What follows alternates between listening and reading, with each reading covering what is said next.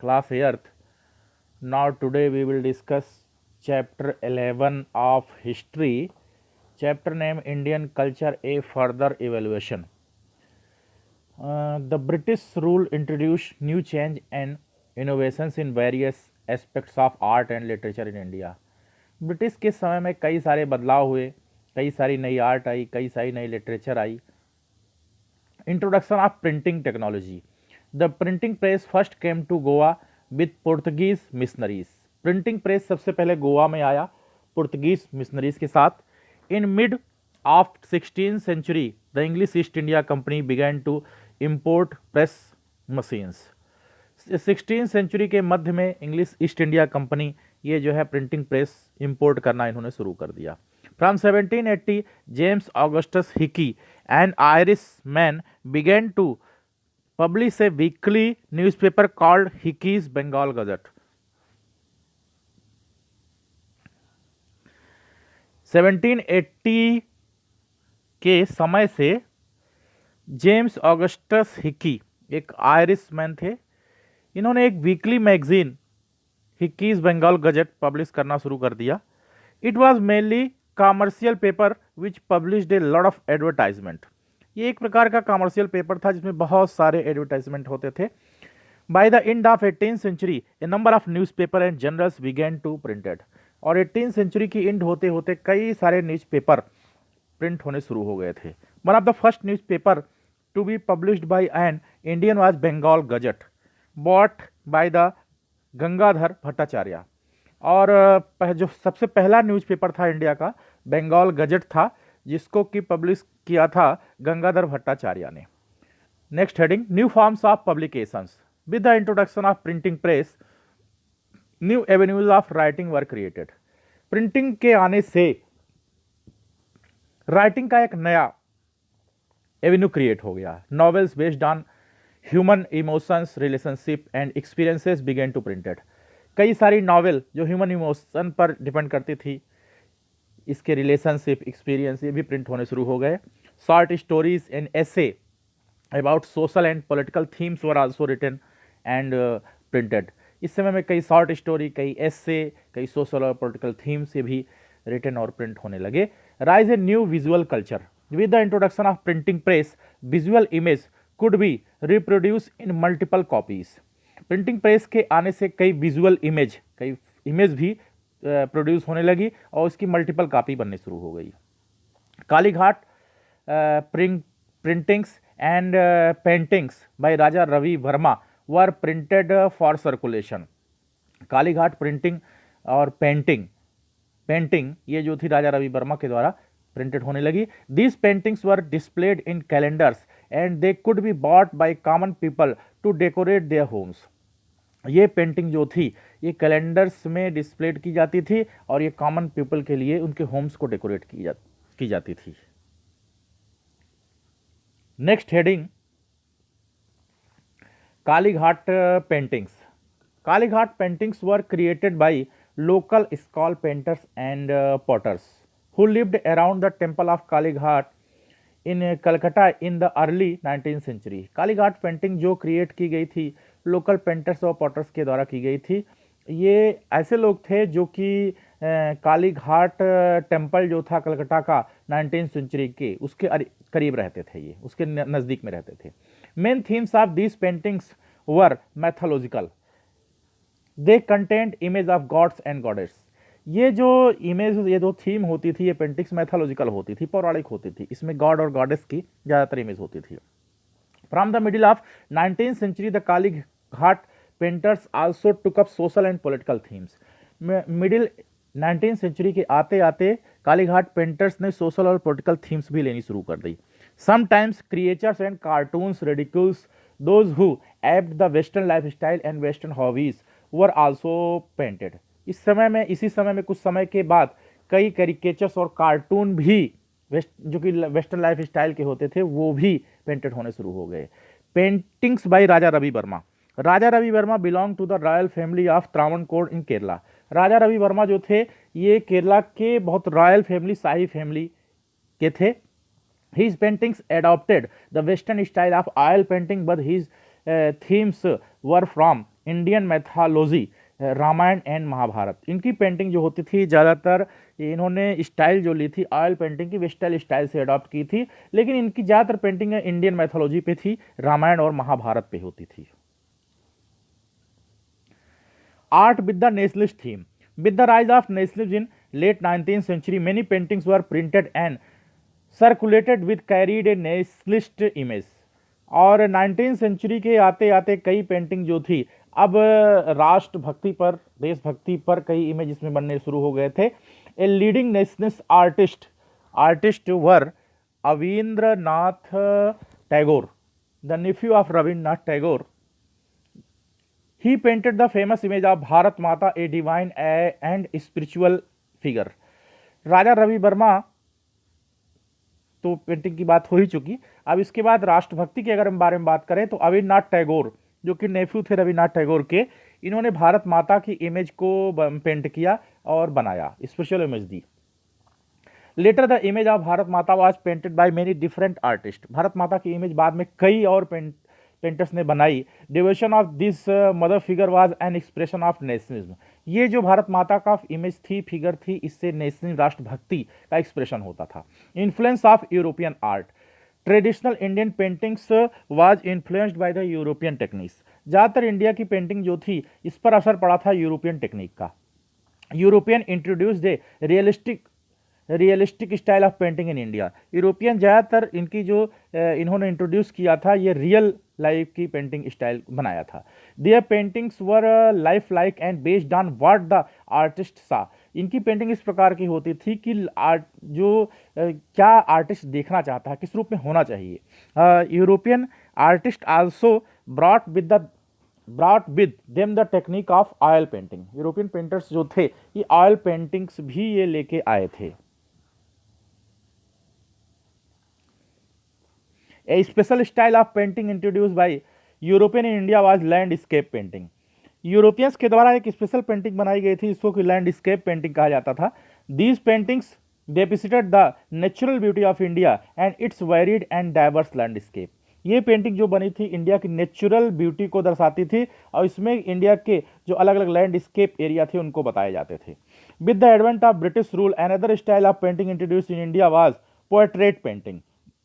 British rule के आगे बढ़ने के साथ साथ इंडिया में एक नई स्टाइल भी बनी जिसको कि पोर्ट्रेट पेंटिंग कहा जाता है। While Indians had the tradition of paintings portrait in miniatures, the British introduce portrait of life size image. इस समय में ये इंडियन जो पेंटर्स होते थे ये मिनिएचर्स बनाते थे, जबकि ब्रिटिश इस समय पे इन्होंने जो इनकी इमेज बनाई लाइफ साइज इमेज बनाई।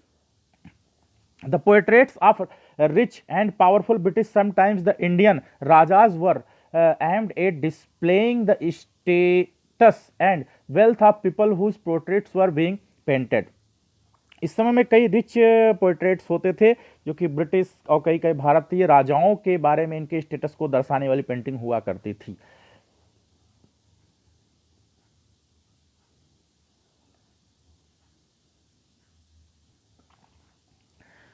Another style of painting introduced by the British were based on historical theme और हिस्ट्री पेंटिंग्स। एक दूसरी स्टाइल की पेंटिंग भी ब्रिटिशर्स के द्वारा बनाई गई हिस्टोरिकल थीम जिसको हिस्ट्री पेंटिंग कहा जाता था। This paintings glorified the British rule in India and their victories and achievements. एक इस समय में जो ये पेंटिंग होती थी हिस्ट्री पेंटिंग, ये जो है ब्रिटिश रूल को दर्शाती थी, उनकी विक्ट्रीज को, उनकी अचीवमेंट को, यानी कौन कौन सी विजय उन्होंने हासिल की, कहाँ कहाँ की जीत हासिल की, इस प्रकार की पेंटिंग वो बनाई थी। Paintings depicting British defeating Tipu Sultan of Mysore और their victories in revolt of 1857 aimed at showing off the imperial power the British. ये जो पेंटिंग थी टीपू सुल्तान, आप जो मैसूर के टीपू सुल्तान थे और या फिर इनकी विक्ट्रीज को या 1857 की रिवॉल्ट को, ये बताता था कि ब्रिटिश की इंपीरियल पावर कितनी थी। Thus with the advent of British we find a new dimension in Indian art and paintings. और इस समय पे हम देखें ब्रिटिश को तो एक नया डायमेंशन इंडियन आर्ट का आता है। New themes styles school of art were evolved. इस समय कई थीम कई स्टाइल भी आए इसके। Indian artist learn from the European style and also innovated and developed their own style of paintings. धीरे धीरे इंडियन आर्टिस्ट जो थे उन्होंने यूरोपियन की स्टाइल सीख ली और वो अपने तरीके की पेंटिंग बनाना उन्होंने शुरू कर दिया। Flooring of literature. With the advent of British, new form of literary work began to be written. British के आने के साथ साथ लिटरेरी के नए वर्क भी यहाँ पर शुरू हुए. Traditionally religious and mythological themes were the main subject matter for Indian writings. उस भारतीय जो लेखक हुआ करते थे ये ज़्यादातर तो पौराणिक कथाओं के बारे में ये लिखते थे. But under the influence of British, secular themes expressed through the novels, dramas, short stories and essay began to compose and printed. लेकिन इस समय जो सेकुलर थे, ब्रिटिश सेकुलर थे यानी धर्मनिरपेक्षता को बढ़ावा देते थे, उनके नावल, ड्रामा, शॉर्ट स्टोरी, एस्से भी इस समय प्रिंट होने शुरू हो गए थे. India's freedom struggle was very popular subject matter of these paintings. India का जो फ्रीडम स्ट्रगल था यानी स्वतंत्रता संग्राम की जो लड़ाई थी, ये भी एक मैटर होता था लिखने का. Other social and economic issues like India's poverty, caste discrimination और exploitation of women were also taken up by new writers. इसके साथ साथ कई सामाजिक मैटर, कई इकोनॉमिक मैटर भी थे, जैसे इंडिया की पॉवर्टी यानी इंडिया की गरीबी, कास्ट डिस्क्रिमिनेशन यानी जातिगत भेदभाव, महिलाओं का शोषण, ये भी कई राइटरों ने ये सब्जेक्ट उठाया, इस पर भी लिखना शुरू कर दिया. Indian writers wrote many regional language. India के राइटर्स जो लिखते थे कई प्रादेशिक भाषाओं में भी लिखते थे. Variety of literary work were produce in Hindi, Bengali, Urdu, Malayalam, Telugu, Tamil, Kannada and Marathi. जो कई सारे राइटर थे जो हिंदी में लिखते थे, बंगाली, उर्दू, मलयालम, तेलुगु, तमिल, कन्नड़, मराठी में लिखते थे. The Pioneer of modern Hindi literature was Bharatendra Harishchand and it was with the writing of Premchand the Hindi novel reached it's excellence. अगर हिंदी लिटरेचर की बात की जाए तो भारतेंद्र हरिश्चंद्र और प्रेमचंद का नाम इसमें बहुत प्रमुखता से आता है.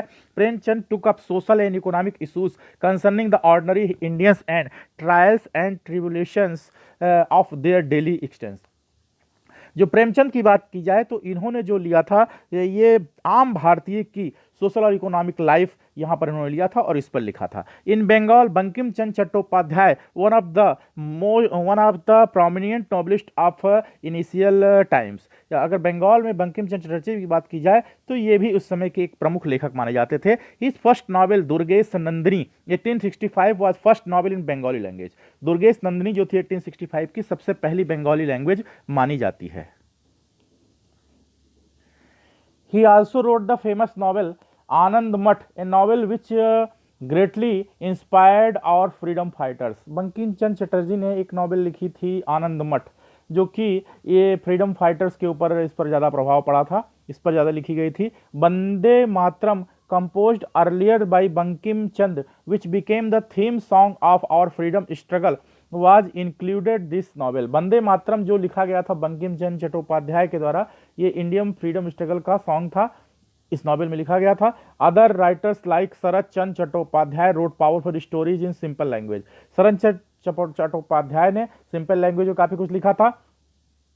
He became the most popular novelist of Bengali and his novels were translated in many other Indian language. उनकी कई बंगाली नॉवेल थी जो कि बाद में अलग अलग इंडियन लैंग्वेज में ट्रांसलेट की गई थी. Rabindranath Tagore also made major contribution through novels, short stories, poems. Rabindranath Tagore ने कई बहुत सारा कंट्रीब्यूशन करा है. इन्होंने कई नॉवेल लिखी, कई शॉर्ट स्टोरीज लिखी, कई पोएम लिखी. His writings focused on Indian society, condition of women, nationalism and patriotism.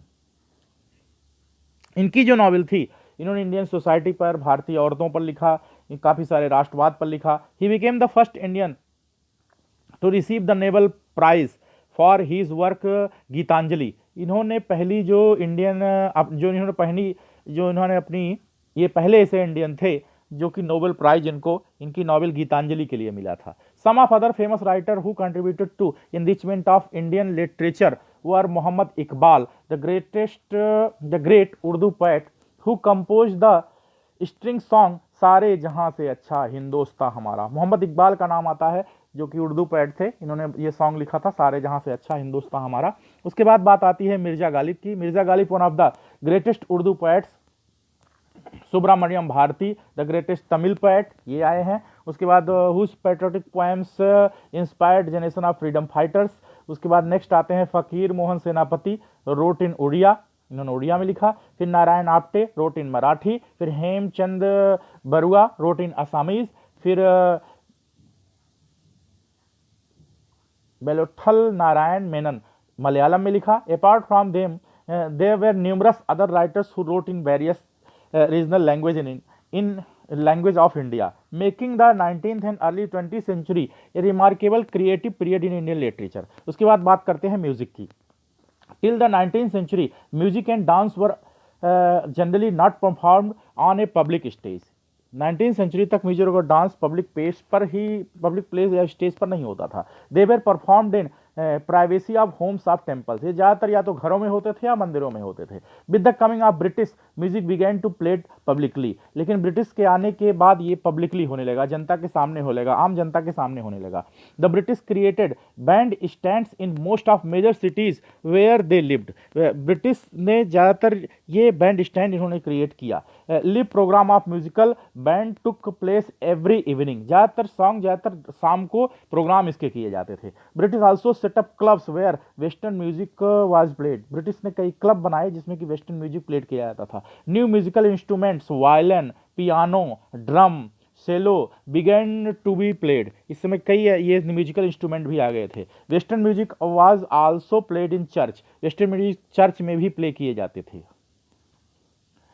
As far as Indian music is concerned, musicians like Pandit Vishnu Digambar Palushkar and Vishnu Narayan Bhatkhande enriched Hindustani music in North India। अगर Indian music में बात की जाए कि कौन से musician हुए तो पंडित विष्णु दिगंबर पुलस्कर और विष्णु नारायण भातखांडे इनका नाम आता है। In south India Tanjore and Madras became centre of Carnatic music, ये कर्नाटक म्यूजिक के सेंटर होते थे साउथ इंडिया में तंजौर और मद्रास।